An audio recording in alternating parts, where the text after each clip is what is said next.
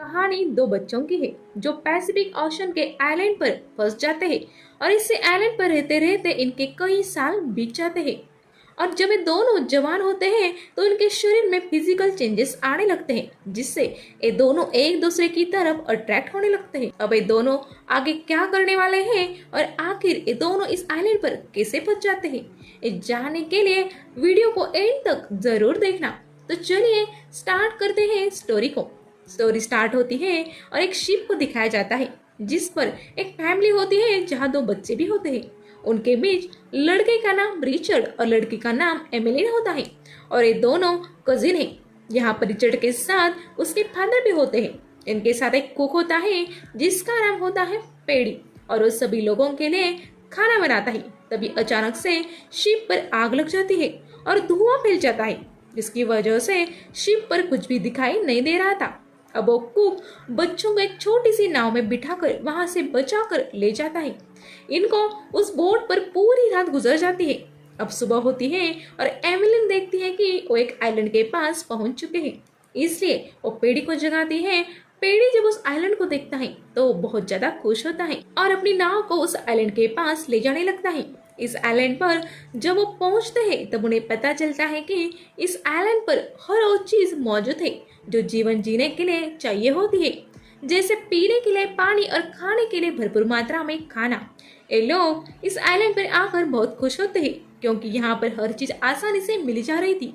वहाँ पर पेड़ी को बहुत सी शराब की बोतलें मिल जाती है जिसे देखकर वो काफी खुश होता है। रिचर्ड जब आगे जाता है तब उसे एक इंसानी खोपड़ी मिलती है जिसे वो पेड़ी को आकर देता है, जिसे देखकर पेड़ी समझ जाता है कि यहाँ पर उनके सिवा कोई और भी आया है, इसलिए वो बच्चों को लेकर कहीं और चला जाता है। अब रात होती है और पेड़ी बैठकर शराब पी रहा होता है। तभी उसे आइलैंड की दूसरी ओर से कुछ आवाजें आती है। पेड़ी वहां जाकर देखता है तो उसे वहां पत्थर पर एक मांस का टुकड़ा दिखाई देता है, यानी कि किसी ने वहां पर बलि दी है। ये देखकर पेड़ी काफी ज्यादा डर जाता है और वापस बच्चों के पास आता है और वो बच्चों को समझाने लगता है कि वो कभी भी आइलैंड की दूसरी तरफ ना जाए। लेकिन पेड़ी ये सोचकर काफी परेशान हो जाता है कि आइलैंड की दूसरी तरफ क्या हुआ होगा। अब ये तीनों काफी ज्यादा मस्ती करने लगते हैं, लेकिन पेड़ी ने काफी ज्यादा शराब पी ली थी, इसलिए वो जल्दी सो जाता है। अब सुबह होती है और पेड़ी देखता है कि उसके शराब के कैन पानी में बह रही है, जिसे पकड़ने के लिए वो पानी में उतर जाता है, लेकिन नशे में होने की वजह से वो पानी में डूब जाता है। अब सुबह जब बच्चे उठते हैं तब उन्हें पेड़ी कहीं भी दिखाई नहीं देता, इसलिए बच्चे पेड़ी को तलाश करने लगते हैं। तब उन्हें पता चलता है कि पेड़ी आइलैंड की दूसरी तरफ है। वो बच्चे नाव लेकर आइलैंड की दूसरी तरफ जाते हैं और देखते हैं कि पेड़ी मर चुका है। ये देखकर बच्चे बहुत ज्यादा डर जाते हैं क्योंकि पेड़ी ही था जो उनका ख्याल रखा करता था, लेकिन अब वो भी मर चुका था। अब बच्चे यहाँ पर बिल्कुल अकेले थे।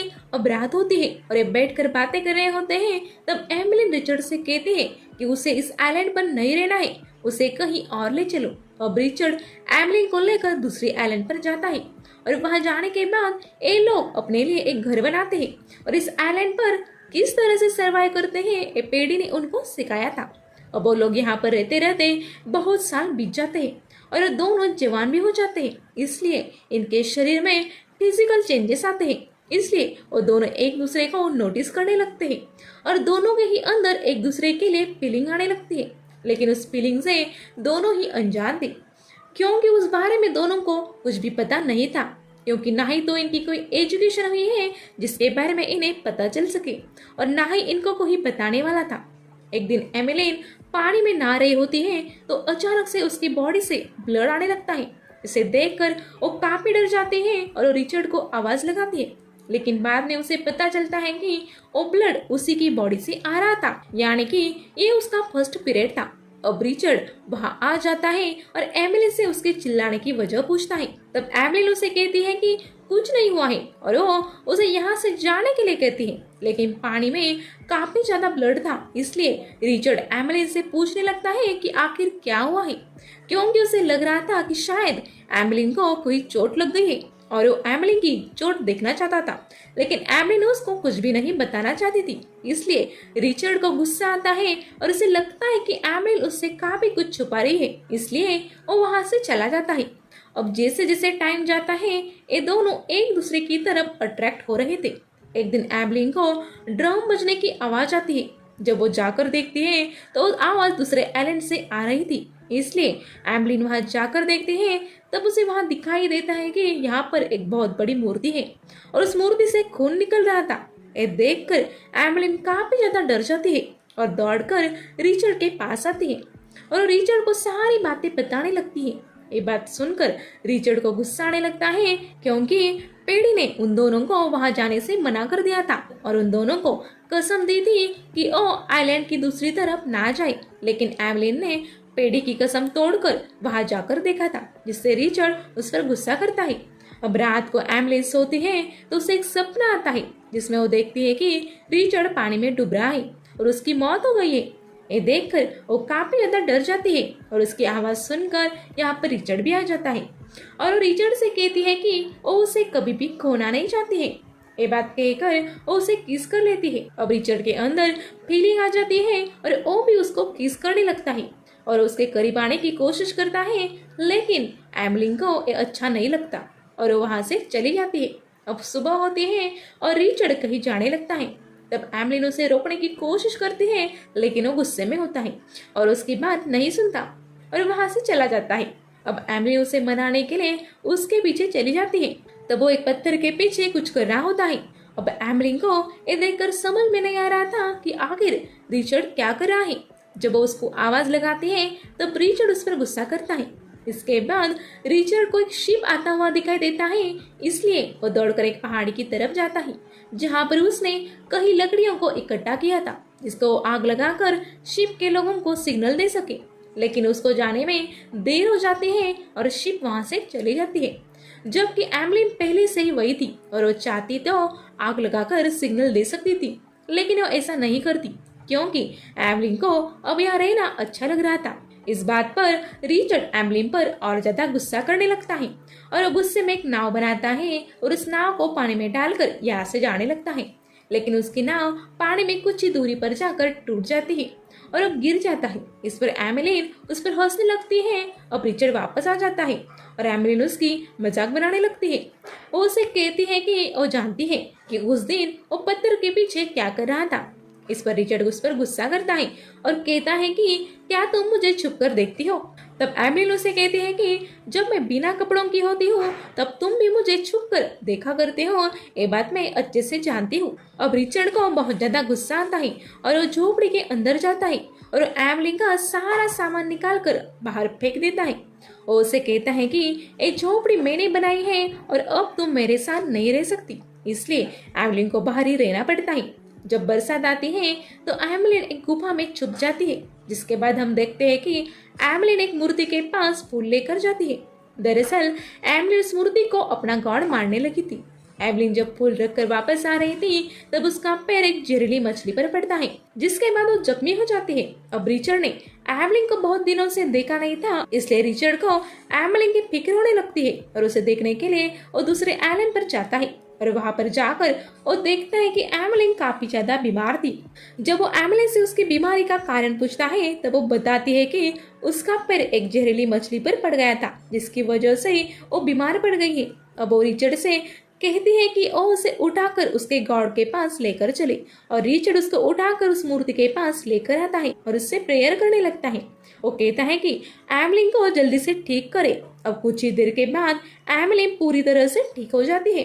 उसके बाद रिचर्ड उसे अपने साथ लेकर आता है और दोनों फिर से साथ में रहने लगते हैं। एक दिन रिचर्ड और एम्बलिन साथ बैठकर बातें करने लगते हैं। तभी वो दोनों एक दूसरे के करीब आ जाते हैं और उन दोनों के बीच फिजिकल रिलेशन हो जाते हैं।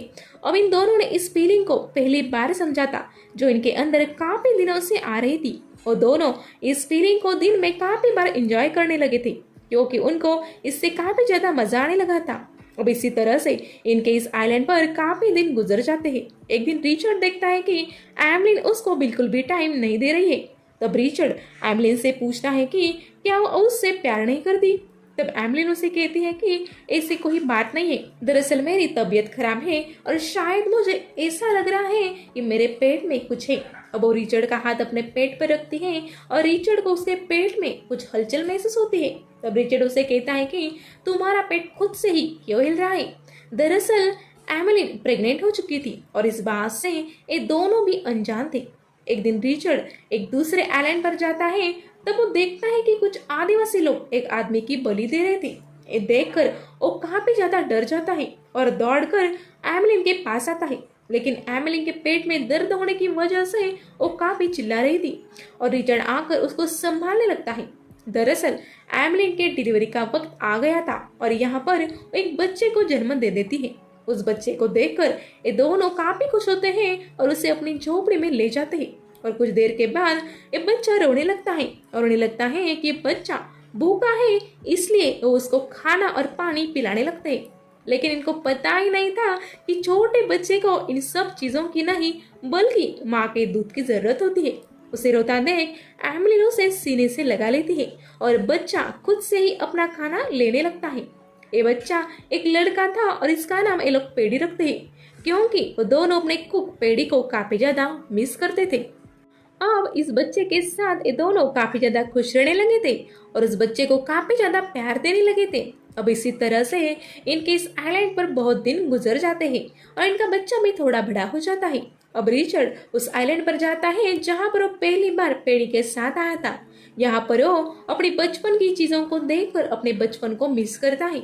यहाँ पर इनका बेटा एक पेड़ के पास खड़ा होकर उस पर लगे जहरीले बेरीज तोड़ता है और उसे अपने साथ नाव में रख लेता है। अब एमिलिन जब वापस आने के लिए नाव में चढ़ने लगती है, तब उसके हाथ से एक पतवार पानी में गिर जाता है, जिससे उसकी नाव आगे जाने लगती है।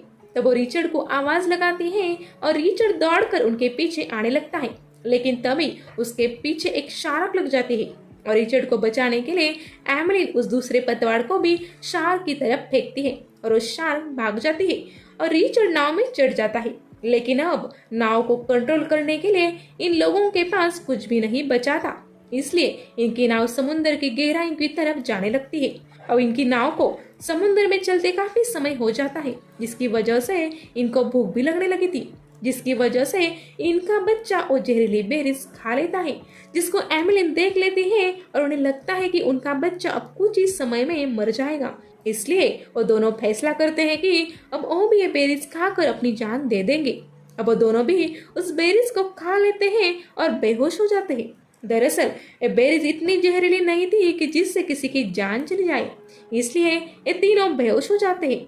अब इनकी नाव को रिचर्ड का फादर समंदर में बहता हुआ देखता है और उनके पास आता है। वो अपने आदमियों से इन तीनों को चेक करने के लिए कहता है। जब वो चेक करते हैं तो उन्हें पता चलता है कि ये तीनों जिंदा है और सिर्फ बेहोश हो गए हैं, इसलिए उनको बचा लिया जाता है और इसी के साथ इस मूवी का द एंड हो जाता है। तो दोस्तों, वीडियो अच्छा लगा हो तो लाइक करें और चैनल को सब्सक्राइब भी जरूर कीजिएगा। तो चलिए मिलती हूँ अगली वीडियो के साथ, तब तक के लिए गुड बाय।